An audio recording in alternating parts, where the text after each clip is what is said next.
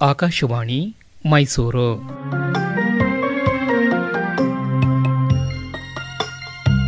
ಕಾದಂಬರಿ ವಿಹಾರ. ಎಂ.ಆರ್. ಶ್ರೀನಿವಾಸಮೂರ್ತಿಯವರ ರಂಗಣ್ಣನ ಕನಸಿನ ದಿನಗಳು ಕಾದಂಬರಿಯ ಬಾನುಲಿ ಓದು. ಪ್ರಸ್ತುತಪಡಿಸುತ್ತಾರೆ ಉಮೇಶ್ ಎಸ್. ಕೇಳಿ, ಎಂ.ಆರ್. ಶ್ರೀನಿವಾಸಮೂರ್ತಿಯವರ ರಂಗಣ್ಣನ ಕನಸಿನ ದಿನಗಳು ಕಾದಂಬರಿಯ ಬಾನುಲಿ ಓದಿನ 8ನೇ ಕಂತು. ಆ ಪಾಠಶಾಲೆಯಲ್ಲಿ 3 ತರಗತಿಗಳು ಮಾತ್ರ ಇದ್ದುವು. ರಂಗಣ್ಣನು ಮೊದಲನೆಯ ತರಗತಿಯ ಮಕ್ಕಳ ತನಿಖೆಗೆ ಪ್ರಾರಂಭಿಸಿದನು. ಆ ಮಕ್ಕಳಿಂದ ಸ್ವಲ್ಪ ಓದಿಸಿ ಬರೆಯಿಸಿ ಆಯಿತು. ಹೀಗೆ ಕೇಳುತ್ತಾರೆಂದು ಆ ಮೇಷ್ಟರಿಗೆ ಮೊದಲೇ ವರ್ತಮಾನ ಬಂದಿದ್ದುದರಿಂದ ಅವನು ತಯಾರಾಗಿದ್ದನು. ಆ ಉಪಾಧ್ಯಾಯನ ವಿಚಾರದಲ್ಲಿ ರಂಗಣ್ಣನಿಗೆ ಒಳ್ಳೆಯ ಅಭಿಪ್ರಾಯ ಬಂತು. ಮೇಷ್ಟ್ರೆ, ಮಕ್ಕಳ ನಾಟಕ ಬಿಡಿ. ಅದರಂತೆ ಮಕ್ಕಳು ಹೊರಕ್ಕೆ ಹೊರಟು ಹೋದರು. ನೀವು ಚೆನ್ನಾಗಿ ಪಾಠ ಮಾಡ್ತೀರಿ ಮೇಷ್ಟ್ರೆ, ನೋಡಿ ಸಂತೋಷವಾಯಿತು. ಈ ಪ್ರೋತ್ಸಾಹದ ಮಾತುಗಳಿಂದ ರಂಗಪ್ಪ ಮುಖವನ್ನು ಎತ್ತಿ, ಟ್ರೈನಿಂಗ್ ಆಗಿದೆ ಸರ್ ಎಂದನು. ಈ ಪ್ರಕರಣ ಇಲ್ಲಿಗೆ ಮುಗಿಯಿತು. ರಂಗಣ್ಣ ಗಾಡಿಯಲ್ಲಿ ಕುಳಿತು ಬೀರನಹಳ್ಳಿಗೆ ಹೊರಟನು. ಜೊತೆಯಲ್ಲಿ ಶಂಕರಪ್ಪ ಮತ್ತು ಮೇಷ್ಟ್ರು ರಂಗಪ್ಪ ಇದ್ದರು. ಅಲ್ಲಿಗೆ ಹೋಗಿ ವಿದ್ಯಮಾನಗಳನ್ನು ನೋಡಿಕೊಂಡು ಹಿಂತಿರುಗಬೇಕಾದರೆ ಮಧ್ಯಾಹ್ನ 12:30 ಗಂಟೆಯಾಯಿತು. ಸ್ವಲ್ಪ ವಿಶ್ರಮಿಸಿಕೊಂಡು ಗುಂಡೇನಹಳ್ಳಿಯ ಸ್ಕೂಲಿನ ತನಿಖೆ ಮುಗಿಸಿಕೊಂಡು ಪುನಃ ಕೆಂಪಾಪುರವನ್ನು ಇನ್ಸ್ಪೆಕ್ಟರು ತಲುಪಿದ್ದಾಯಿತು. ಒಂದು ದಿನ ಬೆಳಿಗ್ಗೆ ರಂಗಣ್ಣ ಬೈಸಿಕಲ್ ಮೇಲೆ ಪಾಠಶಾಲೆಗಳ ಭೇಟಿಗೆಂದು ಹೊರಟನು. 2 ಮೈಲಿ ಹೋದ ಮೇಲೆ ಸುದ್ದೇನಹಳ್ಳಿ ಸಿಕ್ಕಿತು. ಪಾಠಶಾಲೆಯ ಹತ್ತಿರ ಹೋಗಿ ಇಳಿದಾಗ ಬಾಗಿಲು ತೆರೆದಿತ್ತು. ಬಾಗಿಲು ಬಳಿ ನಿಂತುಕೊಂಡು ನಗುತ್ತಾ, ಮೇಷ್ಟ್ರೇ, ನಾನು ಒಳಕ್ಕೆ ಬರಬಹುದೋ ಎಂದು ಕೇಳಿದನು. ಮೇಷ್ಟ್ರು ಸ್ವಲ್ಪ ಗಾಬರಿಯಾಗಿ, ಬರಬಹುದು ಸ್ವಾಮಿ ಎಂದನು.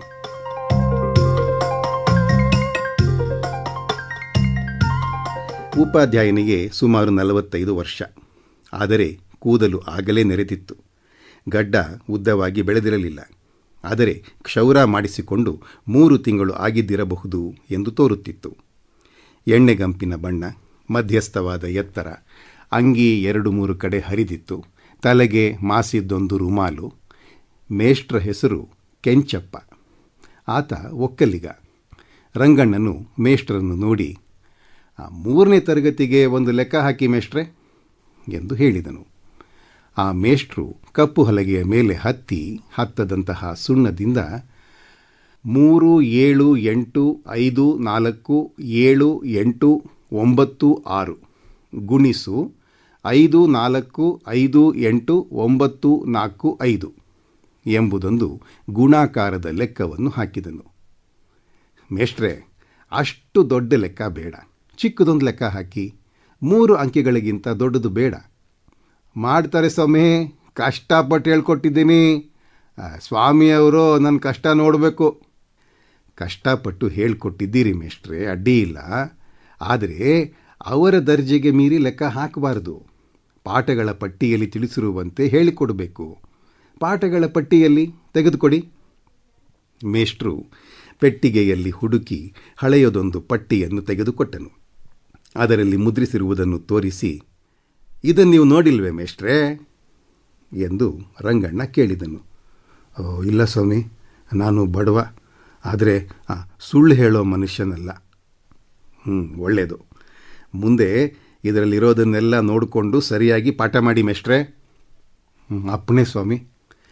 ರಂಗಣ್ಣನು ಓದುವ ಪಾಠ, ಪದ್ಯಪಾಠ ಮೊದಲಾದವನ್ನು ಸ್ವಲ್ಪ ಪರೀಕ್ಷೆ ಮಾಡಿದ ನಂತರ, ಮೇಷ್ಟ್ರೇ, ಉಕ್ತಲೇಖನ ಪಾಠವನ್ನು 3ನೇ ತರಗತಿಗೆ ಸ್ವಲ್ಪ ಮಾಡಿ ನೋಡೋಣ ಎಂದನು. ಆ ಮೇಷ್ಟ್ರು ಓದುವ ಪುಸ್ತಕದಿಂದ ಒಂದು ಭಾಗವನ್ನು ತೆಗೆದು, ಹೇಳೋದನ್ನು ಬರೀರಿ ಎಂದು ತಿಳುವಳಿಕೆ ಕೊಟ್ಟು, ಒಂದು ಆಲದ ಮರದಲ್ಲಿ ಆಯಿತೇ, ಒಂದು ಆಲದ ಮರದಲ್ಲಿ ಒಂದು ಕಾಗೆ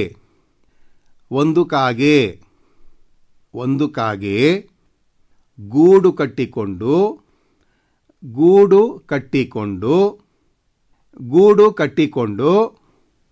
ಎಂದು ಮುಂತಾಗಿ ಹೇಳುತ್ತಾ ಹುಡುಗರಿಂದ ಬರೆಯಿಸುತ್ತಿದ್ದನು. ರಂಗಣ್ಣ, ಮೇಷ್ಟ್ರೆ, ಸ್ವಲ್ಪ ನಿಲ್ಲಿಸಿ ಎಂದು ಅವನನ್ನು ತಡೆದು ಬೋರ್ಡಿನ ಹತ್ತಿರ ತಾನೇ ಹೋಗಿ ನಿಂತುಕೊಂಡನು. ಬೋರ್ಡ್ ಒರೆಸೋ ಬಟ್ಟೆ ಕೊಡಿ ಮೇಷ್ಟ್ರೆ. ಸ್ವಾಮಿ, ಬಟ್ಟೆ ಎಲ್ಲಿ ಮೇಷ್ಟ್ರೆ? ಸ್ವಾಮಿ ಸ್ವಾಮಿ ಎಂದು ನಡುಗುತ್ತಾ ಆ ಮೇಷ್ಟ್ರು ತಲೆಗಿದ್ದ ರುಮಾಲನ್ನು ತೆಗೆದು ಬೋರ್ಡನ್ನು ಒರೆಸಿ ಆ ರುಮಾಲನ್ನು ಮೇಜಿನ ಮೇಲಿಟ್ಟುಬಿಟ್ಟನು. ರಂಗಣ್ಣನಿಗೆ, ನಾನೆಂಥ ಪಾಪ ಮಾಡಿದೆ ದೇವರೇ, ಬಡವನಾದ ಆ ಮೇಷ್ಟ್ರ ರುಮಾಲು ಹಾಳಾಯ್ತಲ್ಲ ಎಂದು ಬಹಳವಾಗಿ ಮನಸ್ಸು ಕರಗಿ ಹೋಯಿತು. ಅದೇಕೆ ಹಾಗೆ ಮಾಡಿದ್ರಿ ಮೇಷ್ಟ್ರೆ? ಬೋರ್ಡ್ ಒರೆಸೋದಕ್ಕೆ ಅಂಗೈಯಗಲ ಬಟ್ಟೆ ಇಟ್ಕೊಳ್ಬಾರ್ದೆ? ಸಾದಿಲ್ವಾರು 4 ಆಣೆ ಇರುತ್ತದೆಯಲ್ಲ. ಸಾದಿಲ್ವಾರು ಮೊಬಲಗೂ ಸಾಕಾಗೋದಿಲ್ಲ ಸ್ವಾಮಿ. ರಂಗಣ್ಣನಿಗೂ ಅದೇ ಅಭಿಪ್ರಾಯವಾಗಿತ್ತು. ಒಂಟಿ ಉಪಾಧ್ಯಾಯರಿರುವ ಪಾಠಶಾಲೆಗಳಿಗೆ ತಿಂಗಳಿಗೆ 8 ಆಣೆಯನ್ನಾದರೂ ಸಾದಿಲ್ವಾರಿಗೆ ಕೊಡಬೇಕು. ಅದರಂತೆ ಲೆಕ್ಕ ಮಾಡಿ ಹೆಚ್ಚು ಜನ ಉಪಾಧ್ಯಾಯರಿರುವ ಪಾಠಶಾಲೆಗಳಿಗೆ ಸಾದಿಲ್ವಾರು ಮೊಬಲಗನ್ನು ಹೆಚ್ಚಿಸಬೇಕು ಎಂಬುದು ಅವನ ತೀರ್ಮಾನವಾಗಿತ್ತು. ಆದ್ದರಿಂದ ಆ ವಿಚಾರದಲ್ಲಿ ಮೇಲಕ್ಕೆ ಪುನಃ ಶಿಫಾರಸು ಮಾಡಿ ಒತ್ತಾಯ ಮಾಡಿ ಅನುಕೂಲ ಪಡಿಸಬೇಕೆಂದು ನಿರ್ಧರಿಸಿದನು. ಬಳಿಕ ಬೋರ್ಡಿನ ಮೇಲೆ ಕೃಷ್ಣ ಸರ್ಪ, ಹುತ್ತ ಎಂದು ಮಾತುಗಳನ್ನು ಬರೆಯತೊಡಗಿದಾಗ ಹಾಳು ಸೀಮೆಯ ಸುಣ್ಣ ಸರಿಯಾಗಿ ಬರೆಯದೆ ಹೋಯಿತು. ಒಳ್ಳೆ ಸೀಮೆ ಸುಣ್ಣ ಕೊಂಡುಕೊಳ್ಬೇಕು ಮೇಷ್ಟ್ರೆ, ಇದೆಲ್ಲೋ ನಾಡು ಸುಣ್ಣ ಎಂದು ಹೇಳಿದನು. ಅಪ್ಪಣೆ ಸ್ವಾಮಿ. ರಂಗಣ್ಣನು ಕಪ್ಪು ಹಲಗೆಯ ಮೇಲೆ ಕ್ಲಿಷ್ಟ ಪದಗಳನ್ನು ಬರೆದು ಮಕ್ಕಳಿಂದ ಅವುಗಳನ್ನು ಓದಿಸಿದನು. ಆಮೇಲೆ ಅವುಗಳನ್ನು ತಮ್ಮ ಕಪ್ಪು ಹಲಗೆಗಳಲ್ಲಿ ಮಕ್ಕಳು ಬರೆಯುವಂತೆ ಹೇಳಿದನು. ಹಾಗೆ ಬರೆದುದನ್ನು ನೋಡಿ ತಪ್ಪಿದ ಮಾತುಗಳನ್ನು ಬೋರ್ಡಿನ ಮೇಲಿರುವ ಮಾತುಗಳ ಸಹಾಯದಿಂದ ನೋಡಿ ಸರಿಪಡಿಸಿಕೊಳ್ಳುವಂತೆ ಹೇಳಿದನು. ಇದಾದ ಮೇಲೆ ಕಪ್ಪು ಹಲಗೆಗಳಲ್ಲಿ ಬರೆದಿರುವುದನ್ನೆಲ್ಲ ಅಳಿಸಿಬಿಡುವಂತೆ ಹೇಳಿ ತಾನು ಬೋರ್ಡನ್ನು ಒರೆಸಲು ತನ್ನ ಕರವಸ್ತ್ರಕ್ಕೆ ಕೈ ಹಾಕತೊಡಗಿದಾಗ ಮೇಷ್ಟ್ರು ಒಂದೇ ಬಾರಿಗೆ ಹಾರಿ ಮೇಜಿನ ಮೇಲಿದ್ದ ರುಮಾಲಿಂದ ಆ ಬೋರ್ಡನ್ನು ಒರೆಸಿಬಿಟ್ಟನು. ಅಯ್ಯೋ ಮೇಷ್ಟ್ರೇ, ಪುನಃ ರುಮಾಲನ್ನು ಹಾಳು ಮಾಡಿಕೊಂಡ್ರಲ್ಲ. ಈ ಕೈವಸ್ತ್ರದಿಂದ ನಾನು ಒರೆಸುತ್ತಿದ್ದೇನೆ. ಇದನ್ನೇ ನಿಮಗೆ ಕೊಟ್ಬಿಟ್ಟು ಹೋಗ್ತೇನೆ, ಬೋರ್ಡ್ ಒರೆಸೋದಕ್ಕಿಟ್ಕೊಳ್ಳಿ. ಸ್ವಾಮಿಯವರ ಸೇವಕ, ತಾಪೇದಾರ, ಬಡವ, ಆದರೆ ಆ ಸುಳ್ಳು ಹೇಳೋ ಮನುಷ್ಯ ಅಲ್ಲ. ಕಷ್ಟಪಟ್ಟು ಕೆಲಸ ಮಾಡಿದ್ದೇನೆ ಸ್ವಾಮಿ. ರಂಗಣ್ಣನು ಉಕ್ತ ಲೇಖನ ಪಾಠದ ಕ್ರಮವನ್ನು ಆ ಮೇಷ್ಟರಿಗೆ ಚೆನ್ನಾಗಿ ತಿಳಿಸಿಕೊಟ್ಟು, ಇನ್ನು ಮುಂದೆ ನಾನು ಹೇಳಿಕೊಟ್ಟ ಕ್ರಮದಲ್ಲಿ ಪಾಠ ಮಾಡಿ ಮೇಷ್ಟ್ರೆ. ತಪ್ಪುಗಳನ್ನು ಬರೆಯದಂತೆ ನಾವು ಮಕ್ಕಳಿಗೆ ಸಹಾಯ ಮಾಡಬೇಕು. ಸುಮ್ಮನೆ ಪರೀಕ್ಷೆಯಲ್ಲಿ ಹೇಳಿದಂತೆ ಉಕ್ತ ಲೇಖನ ಮಾಡಬಾರದು. ಈಗ ಮಕ್ಕಳನ್ನು ಆಟಕ್ಕೆ ಬಿಡಿ ಮೇಷ್ಟ್ರೆ ಎಂದು ಹೇಳಿದನು. ಮಕ್ಕಳೆಲ್ಲ ಆಟಕ್ಕೆ ಹೊರಕ್ಕೆ ಹೋದರು. ರಂಗಣ್ಣನು ಸ್ಕೂಲಿನ ದಾಖಲೆಗಳನ್ನು ನೋಡಬೇಕೆಂದು ಬಯಸಿದಾಗ ಮೇಷ್ಟ್ರು ಎಲ್ಲ ರಿಜಿಸ್ಟರುಗಳನ್ನು ತೆಗೆದು ಮೇಜಿನ ಮೇಲಿಟ್ಟನು.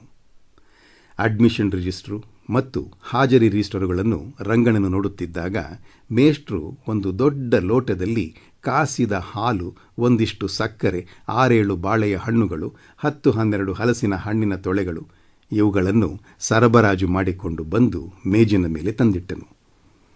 ಸ್ವಾಮಿಯವರು ತಗೋಬೇಕು, ಭಾಳ ದಣದು ಬಂದಿದ್ದೀರಿ. ತಮ್ಮ ಕಾಲದಲ್ಲಿ ಮೇಷ್ಟ್ರಿಗೆಲ್ಲ ಒಳ್ಳೆ ತಿಳುವಳಿಕೆ ಕೊಡುತ್ತಿದ್ದೀರಿ ಸ್ವಾಮಿ. ನಮ್ಮನ್ನೆಲ್ಲ ಕಾಪಾಡಿಕೊಂಡು ಬರಬೇಕು ಸ್ವಾಮಿ. ನಾನು ಭಯಸ್ಥ, ಕಷ್ಟಪಟ್ಟು ಕೆಲಸ ಮಾಡಿಕೊಂಡು ಹೋಗ್ತಾ ಇದ್ದೇನೆ ಸ್ವಾಮಿ ಎಂದು ಉಪಾಧ್ಯಾಯನು ಹೇಳಿದನು. ರಂಗಣ್ಣನಿಗೆ ಈ ಹಾಲು ಹಣ್ಣುಗಳ ನಿವೇದನೆ ಅಭ್ಯಾಸವಾಗಿ ಹೋಗಿತ್ತು. ಯಥಾಶಕ್ತಿ ಅವುಗಳನ್ನು ಸ್ವೀಕರಿಸಿ ಮುಂದೆ ದಾಖಲೆಗಳನ್ನು ನೋಡುತ್ತಾ ಹೋದನು. ಮೇಷ್ಟರು ಬರೆದಿದ್ದ ಟಿಪ್ಪಣಿ, ಡೈರಿ, ಸಂಬಳದ ಬಟವಾಡೆ ರಿಜಿಸ್ಟರು, ಸ್ಟಾಕ್ ರಿಜಿಸ್ಟರು ಎಲ್ಲವನ್ನೂ ನೋಡಿ ಆಯಿತು. ಸಾದಿಲ್ವಾ ರಿಜಿಸ್ಟರು ಕಣ್ಣಿಗೆ ಬೀಳಲಿಲ್ಲ. ಮೇಷ್ಟ್ರೆ, ಸಾದಿಲ್ವಾ ರಿಜಿಸ್ಟ್ರಲ್ಲಿ ಎಂದು ಕೇಳಿದನು. ಅಲ್ಲೇ ಇದೆ ಸ್ವಾಮಿ. ಮೊದಲಿನ ರಿಜಿಸ್ಟ್ರು ಹಿಂದೆಯೇ ಮುಗಿದೋಯ್ತು. ಆಫೀಸಿಗೆ ಯಾದಿ ಬರದೆ ಸಪ್ಲೈ ಬರಲಿಲ್ಲ. ಒಂದು ನೋಟ್ ಪುಸ್ತಕ ಕೊಂಡುಕೊಂಡು ಅದರಲ್ಲಿ ಬರೆದಿಟ್ಟಿದ್ದೇನೆ ಸ್ವಾಮಿ. ರಂಗಣ್ಣ ಕೆಳಗಿನ ದಾಖಲೆಗಳಲ್ಲಿ ಹುಡುಕಿದಾಗ 40 ಪುಟಗಳ ಒಂದು ನೋಟ್ ಪುಸ್ತಕ ಸಿಕ್ಕಿತು. ಮೇಲೆ ಸಾದಿಲ್ವಾರ್ ಖರ್ಚಿನ ಪುಸ್ತಕ ಎಂದು ಬರೆದಿತ್ತು. ಮೊದಲನೆಯ ಹಾಳೆಯಲ್ಲಿ ಮೇ ತಿಂಗಳ ಸಾದಿಲ್ವಾರ್ ಜಮಾ ಖರ್ಚು 040 ಖರ್ಚು ನೋಟ್ಬುಕ್ಕು 010 ಕಾಗದ 020 ಮಸಿ ಮುಳ್ಳು 010 ಒಟ್ಟು 040 ಬಾಕಿ ಇಲ್ಲ ಎಂದು ಬರೆದಿತ್ತು. ಮುಂದೆ ಜೂನ್ ತಿಂಗಳಿಗೆ ಸಾದಿಲ್ವಾರ್ ಜಮಾ 040 ಖರ್ಚು ಇಲ್ಲ ಎಂದು ಬರೆದಿತ್ತು. ಹಾಗೆಯೇ ಮುಂದಿನ ಪ್ರತಿ ತಿಂಗಳಿಗೂ ಬರೆದು ಯಾವುದೋ ತಿಂಗಳಲ್ಲಿ ಸಾದಿಲ್ವಾರ್ ಒಟ್ಟು ಜಮಾ 200 ಖರ್ಚು, ಬೋರ್ಡ್ ಒರೆಸುವ ಬಟ್ಟೆ 200 ಬಾಕಿ ಏನೂ ಇಲ್ಲ ಎಂದು ಬರೆದಿತ್ತು. ಮೇಷ್ಟ್ರ ರುಜು ಇತ್ತು. ರಂಗಣ್ಣ ಕಣ್ಣು ಬಿಡುತ್ತಾ ಕುಳಿತುಕೊಂಡನು. ಮೇಷ್ಟ್ರೇ, ಇದೇನು 8 ತಿಂಗಳ ಸಾದಿಲ್ವಾರ್ ಮೊಬಲಿಗೆಗೆ ಬೋರ್ಡ್ ಒರೆಸುವ ಬಟ್ಟೆಯ ಖರ್ಚು ತೋರಿಸಿದ್ದೀರಿ? ನಿಮ್ಮ ಬೋರ್ಡ್ ಒರೆಸೋದಕ್ಕೆ ಅಂಗೈಯಗಲ ಬಟ್ಟೆ ಕೂಡ ಇರಲಿಲ್ವಲ್ಲ ಎಂದು ಕೇಳಿದನು. ಈಗೋ ಸ್ವಾಮಿ, ಬೋರ್ಡ್ ಒರೆಸೋ ಬಟ್ಟೆ ಮೇಜಿನ ಮೇಲೆ ಆಗ್ನಿಂದ ಇಟ್ಟಿದ್ದೇನೆ, ತಮ್ಮೆದುರಿಗೇನೆ ಬೋರ್ಡ್ ಒರೆಸಿದ್ದೇನೆ. ನಾನು ಬಡವ ಸ್ವಾಮಿ, ಆದರೆ ಸುಳ್ಳು ಲೆಕ್ಕ ಬರೆದಿಲ್ಲ. ಸುಳ್ಳು ಪಳ್ಳು ಹೇಳೋ ಮನುಷ್ಯ ಅಲ್ಲ ಸ್ವಾಮಿ. ಮೇಷ್ಟ್ರೆ, ಇದು ನಿಮ್ಮ ರುಮಾಲಲ್ವೇ? ಸ್ವಾಮಿ, ನಾನು ಬಡವ, ಭಯಸ್ಥ. ನೋಡಿ ಸ್ವಾಮಿ, ಅಂಗಿ 2-3 ಕಡೆ ಹರಿದೋಗಿದೆ. ಈ ಪಂಚೆ ಜೂಲಾಗಿದೆ. ಸಂಬಳ 15 ರೂಪಾಯಿ. ಮನೆಯಲ್ಲಿ 4 ಜನ ಮಕ್ಕಳು, ನನ್ನ ಹೆಂಡತಿ ಮತ್ತು ಅತ್ತೆ. ನಾನು ಸುಳ್ಳು ಹೇಳೋದಿಲ್ಲ ಸ್ವಾಮಿ. ಮೇಜಿನ ಮೇಲಿರೋದೇ ಬೋರ್ಡ್ ಒರೆಸೋ ಬಟ್ಟೆ. ದುಡ್ಡು ತಿಂದಿಲ್ಲ ಸ್ವಾಮಿ, ರಸೀತಿ ಮಡಗಿದ್ದೇನೆ. ತಲೆಗೆ ರುಮಾಲ್ ಇಲ್ಲದೆ ಇದ್ದರೆ ಜುಲ್ಮಾನೆ ಹಾಕ್ತೀರಿ, ಅದಕ್ಕೇನೆ ಅದನ್ನು ರುಮಾಲಾಗಿ ಹಾಕ್ಕೊಂಡಿದ್ದೆ ಸ್ವಾಮಿ. ಮತ್ತು ರುಮಾಲ್ ಇಲ್ಲದೆ ಈಗ ನಿಂತಿದ್ದೀರಲ್ಲ ನೀವು. ಈಗ ಸ್ವಾಮಿ ಮಡ್ಕೋತೀನಿ, ಕಾಪಾಡ್ಕೊಂಡು ಬರಬೇಕು. ಮೇಷ್ಟ್ರು ಭಯದಿಂದ ಆ ಧೂಳು ತುಂಬಿದ ರುಮಾಲನ್ನೇ ಸೊಟ್ಟಾಗಿಟ್ಟುಕೊಂಡು ಕೈ ಮುಗಿದುಕೊಂಡು ನಿಂತನು. ರುಮಾಲಿನ ಒಂದು ಕೊನೆ ಸಡಲಿ ಹೋಗಿ ಭುಜದ ಮೇಲೆ ಇಳಿಬಿದ್ದದ್ದು ಕೂಡ ಆ ಮೇಷ್ಟ್ರಿಗೆ ಅರಿವಾಗಲಿಲ್ಲ. ಮೇಷ್ಟ್ರು ರುಮಾಲಿಂದ ಬೋರ್ಡನ್ನು ಒರೆಸಿದ್ದರ ಅರ್ಥ ಆಗ ರಂಗಣ್ಣನಿಗೆ ಸ್ಫುರಿಸಿತು. ಅವನಿಗೆ ಕೋಪ ಬರಲಿಲ್ಲ. ಕಣ್ಣುಗಳು ಹನಿಗೂಡಿ ಮಂಜಾದುವು. ಮುಖವನ್ನು ಎತ್ತದೆ, ಮೇಷ್ಟ್ರ ಬಡತನ ಯಾವಾಗ ಹೋದೀತೋ, ಯಾವಾಗ ಅವರಿಗೆ ಹೊಟ್ಟೆಗೆ ಬಟ್ಟೆಗೆ ಸಾಕಾಗುವಷ್ಟು ಸಂಬಳ ದೊರೆತೀತೋ, ಮೋಟಾರುಗಳಲ್ಲಿ ಜಬರ್ದಸ್ತಿನಿಂದ ಓಡಾಡುವ ಸೆಂಚುರಿ ಕ್ಲಬ್ಬಿನ ಲೋಲರಿಗೆ ದೇವರು ಯಾವಾಗ ಕರುಣೆ ತುಂಬುವನೋ. ದೇವರೇ, ಈ ಬಡವರ ರಕ್ಷಣೆಗೆ ಬರಬೇಕು ಎಂದು ನೊಂದುಕೊಂಡು 2 ನಿಮಿಷ ಮೌನವಾಗಿದ್ದನು.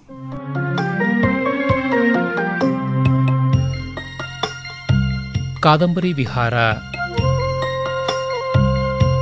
ಎಂ.ಆರ್. ಶ್ರೀನಿವಾಸಮೂರ್ತಿಯವರ ರಂಗಣ್ಣನ ಕನಸಿನ ದಿನಗಳು ಕಾದಂಬರಿಯ ಬಾನುಲಿ ಓದಿನ 8ನೇ ಕಂತನ್ನು ಕೇಳಿದಿರಿ. ಪ್ರಸ್ತುತಪಡಿಸಿದವರು ಉಮೇಶ್ ಎಸ್. ಮುಂದಿನ ವಾರ ಇದೇ ಸಮಯಕ್ಕೆ ರಂಗಣ್ಣನ ಕನಸಿನ ದಿನಗಳು ಕಾದಂಬರಿಯ 9ನೇ ಕಂತು ಪ್ರಸಾರವಾಗಲಿದೆ.